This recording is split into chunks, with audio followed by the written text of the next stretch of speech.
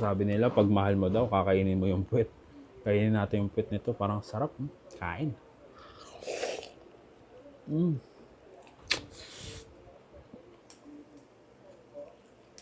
Mm. Mm. Mm.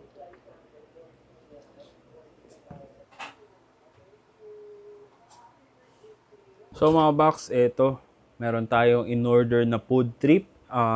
Sa Facebook lang natin sila nakita. Ito yung roasted chicken ng Flavor and Spice. So available sila through Grab, Food Panda, and etong sa akin, Pinalala Move ko. Located lang sila sa Imus, Cavite, kaya naman mas malapit lang sa akin, di ba?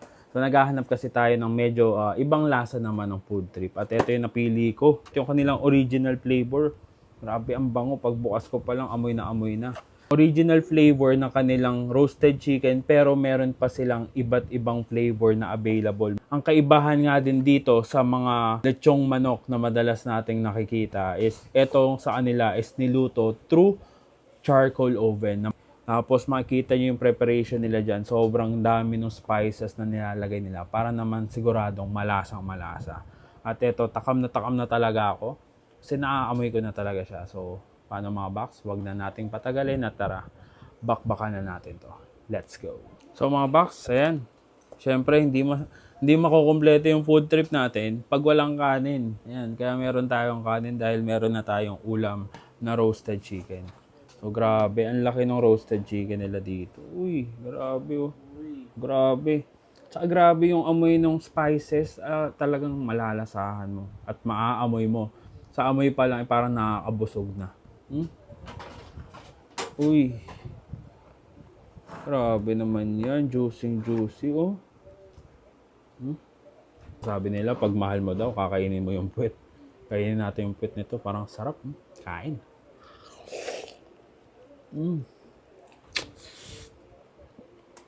Ay. Grabe. Guys, take note. Walang sauce na kasama. Pero di mo na kailangan ng sauce dito. Sobrang rich ng spices, sobrang malasa, sobrang juicy, at talagang masarap.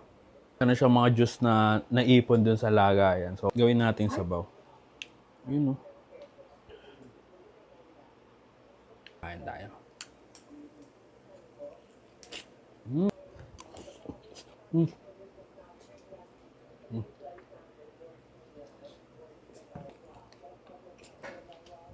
Yung flavor niya, yung spices niya, para siyang may pagka-Mediterranean style. Ayun nga kinaganda, kahit wala siyang sauce na kasama, di mo na kailangan kasi talaga namang malasang-malasa na.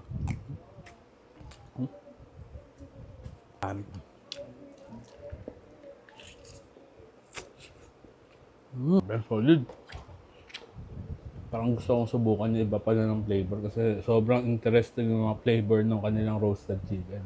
Original pa lang natitikman ko pero sobrang sarap at sobrang lasa talaga. Kaya kung gusto nyo masubukan at gusto nyo matikman, ayan, follow nyo yung page nila, Flavor and Spice. Pwede kayo mag-PM sa kanila para magpa-deliver through Lalamove and pwede rin naman through Grab and Food Panda. So paano?